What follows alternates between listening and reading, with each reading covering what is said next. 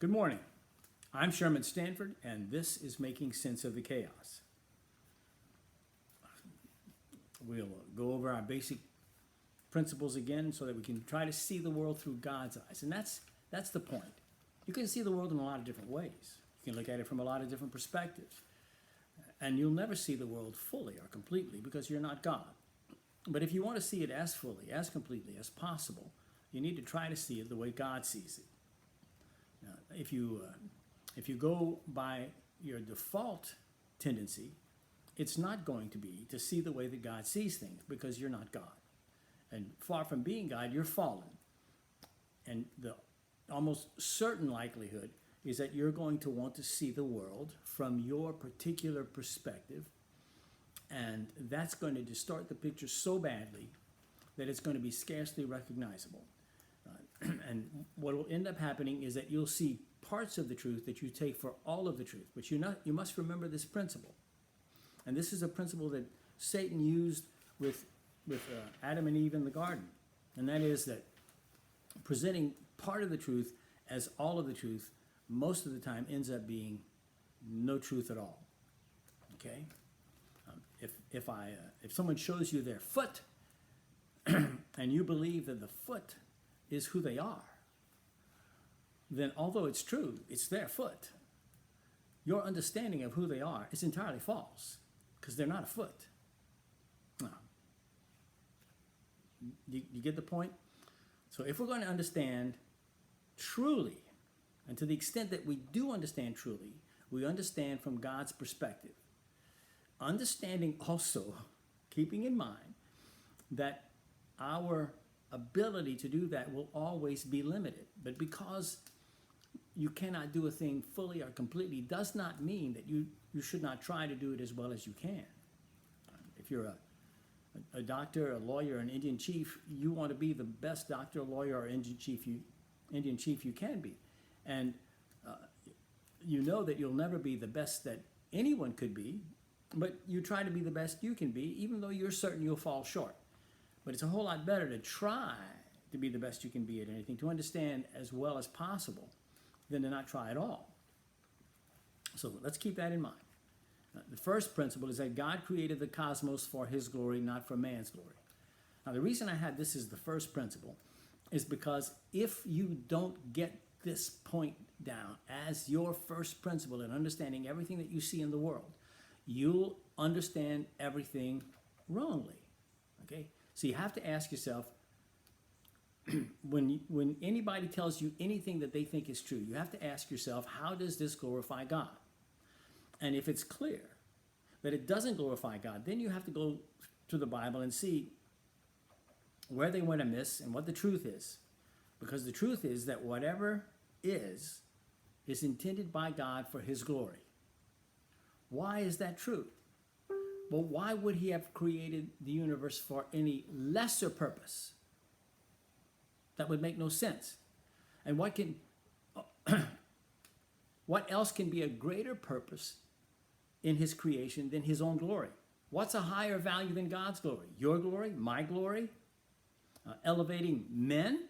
That's a higher glory than God's glory? A higher purpose than God's glory? Now, if elevating men glorifies God, then yes. But if his elevating men at the expense of his own glory glorifies him, then what we're saying is we need to shake our hands with ourselves coming and going. It doesn't make any sense. How can he take glory away from himself in the thing that he's doing to glorify himself? He can for a season, but he can't as a permanent thing. So bear that in mind. Now, the jewel of creation is mankind. That's an important role for man to play. He's second in command in the universe, but not first. Not first. And as second in command, any second in command person in any organization, his first job is not to run the organization that he's responsible for. His first job is to know the mind of the first in command so that he will then know what vision he's supposed to be bringing to pass in the organization. That's his first job. He can't have no other job more important than that. Third, although in no sense the author of evil, God ordained Adam's fall. A viewer yesterday asked a question about that. I think it's Tina. And so I'll do my best to try to answer it. The answer is actually, you have to think quite a bit about this to understand it as fully as possible. But if we understand that God created everything for his glory, then he would have created everything with a definite plan. Now remember, God is omniscient. He knows everything, past, present, and future, and he's not subject to time. So there's no such thing as time for God. He knows everything immediately. All right. Well, if he knows everything immediately, then it is inescapable that although Adam and Eve acted freely from their own perspective, they also acted subject to God's decree. Now, how God decreed that they should sin, and yet he is not guilty of the sin, we're not told. But we know that God is not the author of sin. We also know that they acted freely, and they acted subject to God's plan, because he did not have a plan that required amendment. If he had a plan that required amendment, he's not omniscient. He did not have plan A and plan B. Because if he had plan A and plan B, that would mean he's subject to contingency, which would mean he's not omniscient, doesn't know everything. Well, the Bible clearly says that he knows the end from the beginning. He knows everything.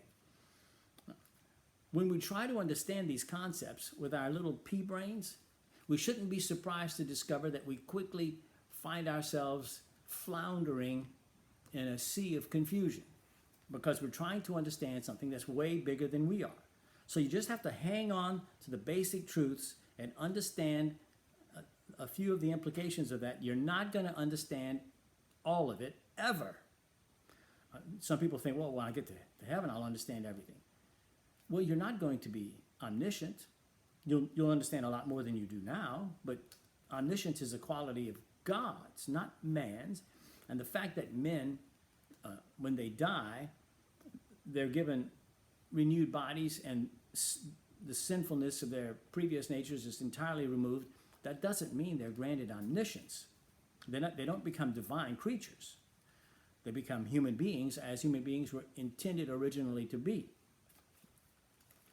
So, Adam and Eve acted out of their own free wills. They were not coerced in any way, and yet they did what God had decreed they should do. And we do not understand how that is. Okay? So, all I do is I just accept it.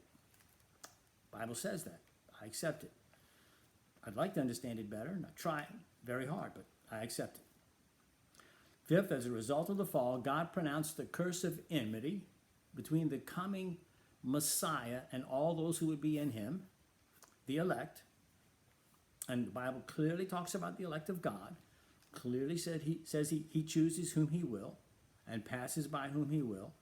You can't read Romans 9 and avoid that concept. It's all over the place in Romans 9. Anyway, the enmity is between the seed of the woman, Jesus Christ, and all those in him, and the seed of the serpent. Well, obviously, the first seed of the serpent is the fallen Adam. And then all human beings are born into a fallen condition unless they're regenerated by God, specially in the womb, which certainly can happen. It appears to have happened in the case of John the Baptist, and I trust that it happens in the case of children who die in the womb. We don't know that, but we trust that that's what happens. The Bible isn't specific in answering that question. At any rate, those who are born as children of Adam are enemies of those who are regenerated, reborn as children of God. You can find that in John chapter 8, where Jesus tells some Pharisees, you are of your father the devil. You are not children of God. Well, that seems like a hard saying, and it certainly runs counter to most of what Christianity is teaching us today. But if Christian teachers are teaching us things that are not true, that the Bible does not substantiate, if they're taking part of what the Bible says and they're ignoring other parts, then they're false teachers. That's what you have to understand. You can't take this part of the Bible and ignore that part of the Bible. If you don't understand how this part of the Bible and that part of the Bible work together, then you must spend effort to try to understand it. And if you never get to the point where you understand it, you must at least understand that they're both true, and you must take into account both teachings. It's, the Christian religion is not a smorgasbord. You don't go to the table and say, I think I'll take some of that. I don't like that, so I'm going to leave that alone. You can't do that. The whole table is filled with Christian teachings, and they're all true, and you must accept all of them. And some will taste sweet, and some you'll have a lot of trouble with. Well, let me tell you, there's two reasons you'll have a lot of trouble with them. Two reasons. The first is because you're a fallen human being, okay? And the second is because you're not going to understand all of them. They're going to seem very difficult and even contradictory. Because even if you're not fallen, you're still a human being. And you're not infinite, you're not omniscient, you're not God. So, don't be surprised if you struggle with that. Sixth, all subsequent human social experience after the curse is rendered is an outworking of that curse. Okay, that curse is in Genesis 3:15 if you want to go read it. And everything that happens after that, between human beings, is either between two people of the same group, the same seed, or it's between one person of that seed and one person of the other. But in any case, it is still has to be seen in light of that great antithesis. Everything that we see in the world around us, what you're seeing on the streets, I assure you that the overwhelming bulk of people on the streets who are rioting, who are committing acts of violence and arson and larceny and destruction, those people are seeds of the serpent. How do I know? Well, you look at what they're doing. How in the world are you going to go out and commit those acts in the name of love? How do you do that? Well, if you're very misguided, it's possible. And I'm not saying that there could not be some Christians out there who are very misguided, get confused, and fell in with the wrong group and have made terrible sinful acts as a result of it. That surely is possible. But you're not going to find Christians as a group acting that way. That is not a possibility, because that's not the Spirit of God. That is not the Spirit of God. And Christians are going to exhibit the Spirit of God, especially if they're acting as a group. Seventh, the unregenerate, the seed of the serpent, are without excuse. They know God but suppress the truth in unrighteousness, in culpable self-deceit. And eighth, the word of the cross is foolishness to those who are perishing. It's moronic. The world is going to see it as moronic, and they're going to see you as a moron. But you have to remember that your job is not to be a man pleaser. Your job is not to kiss the behinds of the seed of the serpent so they'll like you and approve of you. You don't go to them to seek certification, to seek validation, authentication, or any of that. You go to God. You look to God for the final encomium, well done, good and faithful servant. If all the people belonging to the seed of the serpent in the world, if they all love you, if they all say wonderful things about you, if they all get together to at your funeral to say wonderful things about you, but God says, "Depart from me, you doer of lawlessness. I never knew you." I don't think it's going to help a whole lot that all those people approved of you. So, whose approval do you seek? Are you going to worry about the fact that they think you're a moron? Or are you going to seek God's approval and tell them the truth however they take it? Right. We're talking about God and government, and we've decided yesterday, I did anyway, and John Calvin certainly does, that governments need to follow God's law, all governments, because no other law is really law. Besides that, all other laws are going to be unjust and harsh and unfair. There's no way around it. The tender mercies of the wicked are cruel. That's a fact. Look around you and you'll see that. All right? Look at the world. The world feels sorry for young women who become pregnant. And so because they feel sorry for these young women who become pregnant, well, I don't want this to burden your life, and so we'll kill the child. Well, there's a tender mercy, huh? It's not cruel to the child. Instead of punishing or letting the harsh effects of sinful choices fall on the people who made the sinful choices, that is, the man and the woman who made the child, we kill the child. And we call that merciful. Really? This is merciful? You kill the innocent child and you let the sinners go free. Okay. Well, that makes sense. Yes. Anyway, Calvin not only says that we should be following the law, but what about in situations where the duly constituted government is failing to follow God's law, is being harsh, is being dictatorial and tyrannical? What should happen then? Well, he doesn't allow the individual to rebel or revolt against the government, but he does say that the lower magistrates are responsible to check abuses by the higher magistrates.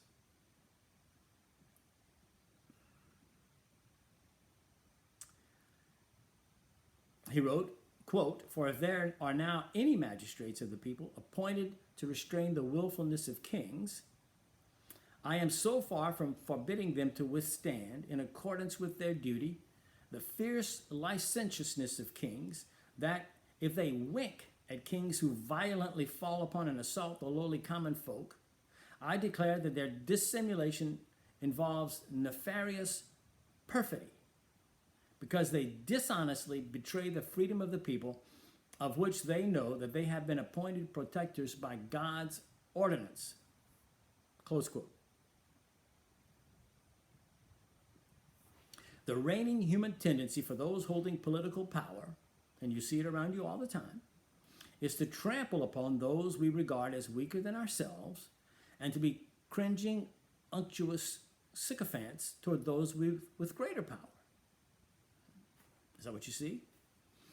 I had the honor years ago of serving on the city council in my town. And I got a chance to watch how elected officials and other officials who were appointed to positions of authority, how they acted. And all of those city officials who were under my authority as an alderman,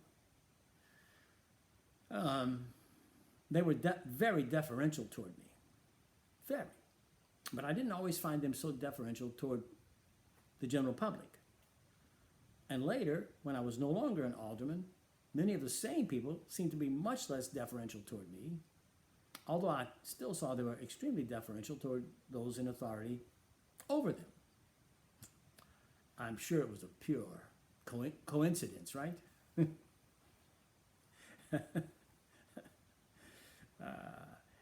It wasn't my job to check their bad attitudes. It was my job to check mine. Since the first attitude, that is trampling on the weak, is abusive and exploitative and not loving, and the second attitude, kissing the behinds of those who are above us, seeks profit and not service, and thus is not loving, neither attitude is permitted by God. If we find ourselves in a position of authority, which is really a position of responsibility, that's how you have to see it. It's not your job, your office, to do your personal possession to play with as you wish. It is your responsibility to God and to the people that you have been given charge of to see to it that they're taken good care of. But if we find ourselves in a position of authority, We must regard ourselves first as God's servants and then as servants over those whom we have authority. Part of that service must be to protect those people. Why are you there otherwise? Protecting them cannot exclude protecting them from others in power stronger than both the people and us, ourselves, as lower officials. Doing the right thing is often not easy, but is always the right thing. Far from permitting lower authorities to excuse themselves from their obligation to check abuses of higher authorities by saying they are just following orders, John Calvin, in very strong language, asserted their positive duty to oppose and prevent such abuses. Imagine a world like that, where people in power regarded their office as a responsibility first to God and then to the people that they were charged with protecting and defending and taking care of. Had this principle been followed in Germany during the 20th century, there would have been no Third Reich, no Hitler as German Chancellor, no Holocaust, and no World War II. Moreover, had this principle been followed in 20th century Russia, more than 30 million Russian lives would have been saved. That's how many Stalin killed. That's a low estimate. Could have been as many as 60 million. And in China, who can know how many could have been saved up to the present moment? More to the point, if all authorities in this country saw their first obligation of office to serve God and then to serve those over whom they have power, instead of serving themselves, what would things look like? Would that situation present a country you would like to live in? Yeah, that would be a nice country to live in, wouldn't it? How about even if only those people in power who profess Jesus as the Lord acted in that way? Would the country be a whole lot better? Yes. Why should that be an impossible expectation? Why do we not, as Christians, hold Christians in office to that standard? It is not an impossible standard. In fact, I'm going to prove it to you. I have a friend, a very good friend. His name is Earl Taylor. Now, I've been going to prayer breakfast with Earl for 36 years. We were both attorneys. And for 23 of those years, he was the district attorney in our parish.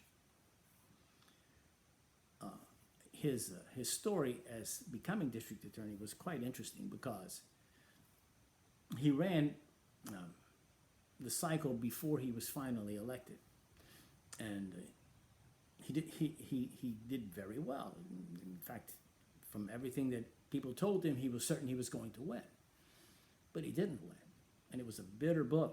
But God used that to humble him and to teach him that he must not be seeking the office for his own, but rather for God's glory. So he put his dream of being the DA, which he'd had since he was in high school, he put it away, gave it up. Wasn't even planning to run again. And then when the next cycle came around, it was really quite interesting. Everything just went click, click, click, click, click, fell into place, and he was almost drafted into office with no opposition, and until earlier this year when he resigned, because he was 80 years old, and it was time. He was tired. It was time for him to do other things. But he served as DA. Anyway, as a committed Christian, which he is, he regarded the office as God's office and sought to serve him first, and then the people of the parish, in the administration of justice. He did an outstanding job because of his attitude.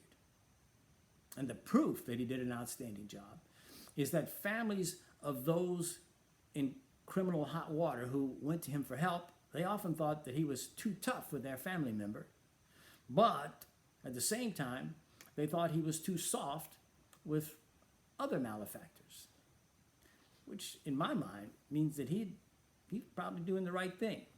I mean, if it's your ox being gored, you don't think that he's helping you enough, but the other guy's ox being gored, you think he's helping too much, he's probably doing about what he ought to. But as a result of his faithfulness to God, and all you have to do is put your trust in God if you're holding an office to be faithful to him. It's not complicated. You can ask Earl. It's not complicated. Difficult, yes, but not complicated. He just had to remember that he was just a man and God had put him in that office for him to serve God first and then the people. So he reminded himself of that every day, and if he seemed like he was forgetting it, I'd remind him. My brother and I would remind him, which he was always very, very gracious about accepting. But he never regarded the office as belonging to him for his personal gain, and the citizens of this parish were blessed because of that, whether they were aware of the fact or not. He was a very, very good DA. He's a terrific man. I love him very much. Although Calvin did not specifically expand the class of lower magistrates to include God's ministers in the churches responsible to check abuses by higher civil magistrates, the example of Phineas in Numbers 25 suggests that God's ministers within the church may have to enforce God's law in extreme situations where the civil magistrate fails to do so, even to the extent of the minister imposing the death penalty. Now that's a mouthful, isn't it? Well, let's examine what happened. If you'll remember, Phineas was the son of the high priest. He occupied a hereditary, religious, not civil office, and he had only priestly authority. When the Israelites began taking Moabite and Midianite wives, God commanded Moses, who was the civil authority, remember we talked about that yesterday, to put the men who had done so to death. That seems like pretty harsh, huh? Well, it's hard, yeah. We're all going to die. And if putting someone to death because he has violated God's commandment, and God commands that he be put to death, seems harsh to you, it's because you fail to understand that we're his creatures. We serve at his pleasure.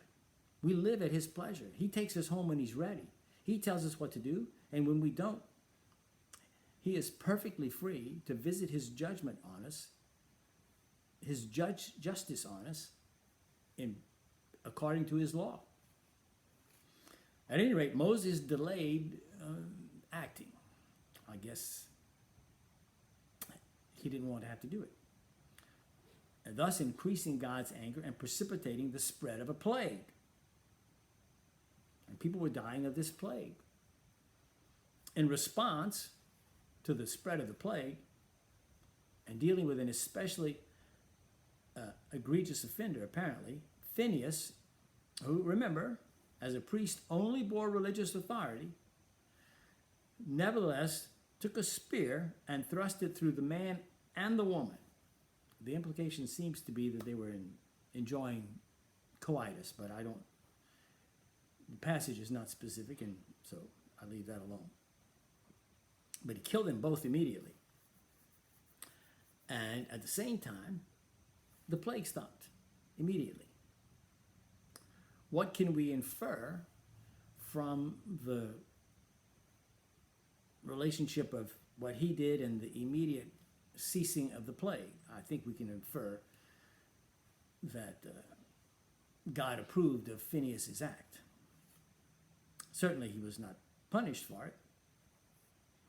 Now, whether the principle embodied in God's apparent approval of Phineas's action extends to a positive duty by church authorities to check other abuses of civil authority by imposing civil punishment where the civil authority fails to do so, the scriptures are silent. Moreover, we must be very cautious when we move from descriptive to prescriptive. That is, the fact that an action is described in the Bible does not necessarily mean it is prescribed for all. Okay. I remember the story of the fella who was seeking guidance from God, and so he opened his Bible and he closed his eyes and he put his finger down and he read, and it said, and Judas went and hanged himself. And he said, oh my goodness, that's got to be wrong. So he closed his Bible, opened it again, blindly put his finger down, and it said, go thou and do likewise.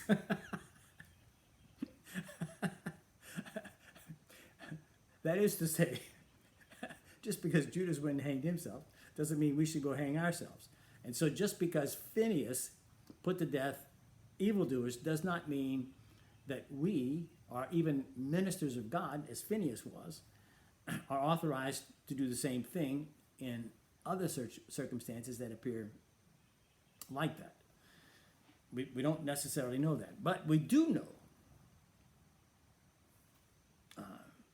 that ministers are obligated to stand against abuses by civil authority by challenging the moral justification of those abuses based on countervailing scripture authority. That is, they're required to speak truth to power, even if power doesn't want to hear it, without fear of consequences when those in power are abusing their authority.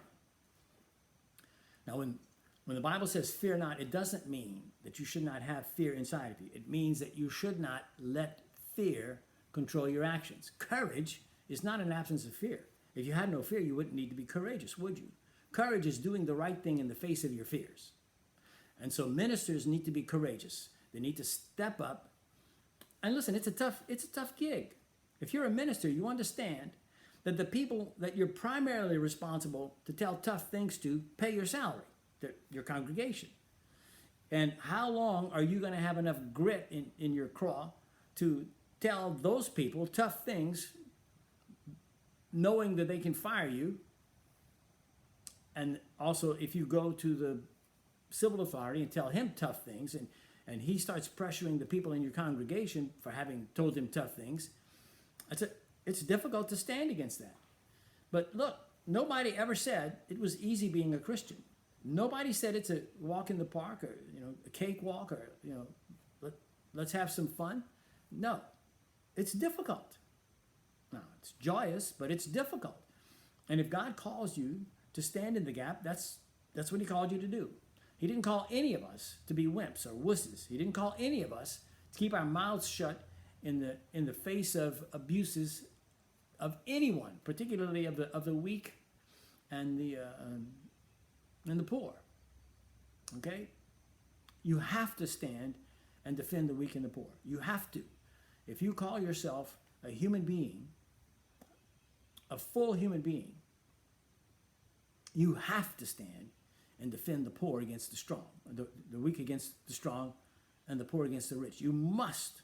You cannot allow abuses of the strong against the weak to go without admonition. You can't. You have to stand up and say, no, don't do that. Otherwise, you're contemptible. At any rate, we've gone too far again, but it was an important point. I hope this has been helpful to you.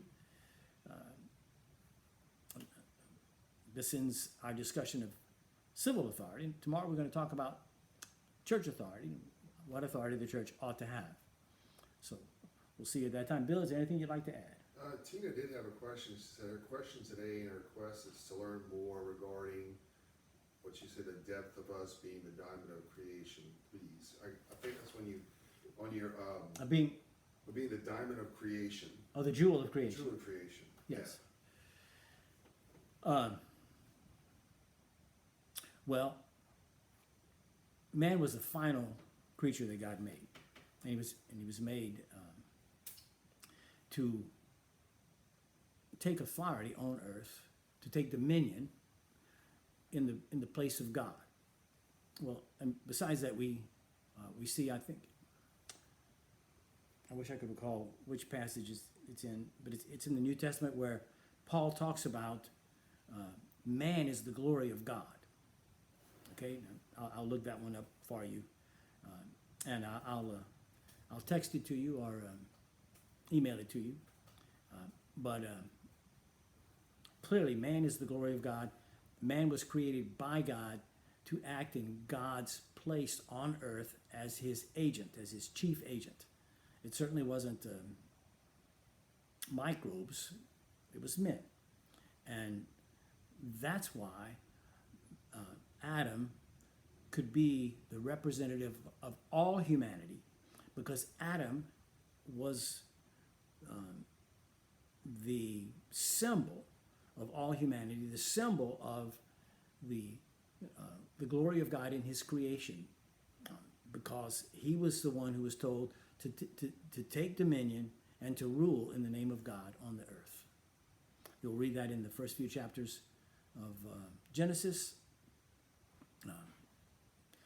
We serve in a very, very exalted position, but most, well, fallen men are never content with that. What we want to do is we take our eye and put it on that throne that God's sitting on, and we want to push Him off that throne so we can put our own behind up there and rule in His name. Or rule in our own names in His place, rather. Not rule in His name. Rule in our names in His place. That's the essential evil of the fall, is that men who were created in an exalted position, really, as second in command in the whole universe. That's big. But they betrayed that solemn trust and rebelled against God, which was at least implicitly an assertion of their own sovereignty in determining right and wrong. And ultimately, that's the real question regarding all relationships, huh? Who gets to determine what's right and wrong? Who? If I get to determine what's right and wrong between you and me or anybody else, then I think that kind of puts me in the driver's seat, doesn't it? Well, yeah, it does. God says He's the driver and you're the passengers. Like the old Greyhound commercial, leave the driving to us. Anyway, I hope that's a help. If you have any other questions, I'd be glad to answer those. The whole idea here is to try to inform you and tell you what God has to say, not to exalt me, but that God would be exalted and understood and glorified and seen as the marvelous, marvelous God that He is. I mean, think of it. I mean, you have no idea what a nasty, sinful human being I am. I know, and God knows. And He chose to save me in order to demonstrate His power and His mercy and His grace. And He sent His Son to die on the cross for me. You have no idea how much that just absolutely floors me every day, every morning when I think about that I, who deserve to be on that cross, I deserve to have been on that cross. There's no doubt in my mind. But I'm spared that. And Jesus, who did not deserve any of that, He was on the cross in my place, in your place. Wow. Wow. So, yes, let God be glorified and exalted, and every man be abased. Anyway, God bless all of you. Remember, there's worse things than dying of COVID-19 or anything else. And the worst thing of all is being unfaithful to the glorious God who created us. Have a great day. God bless you.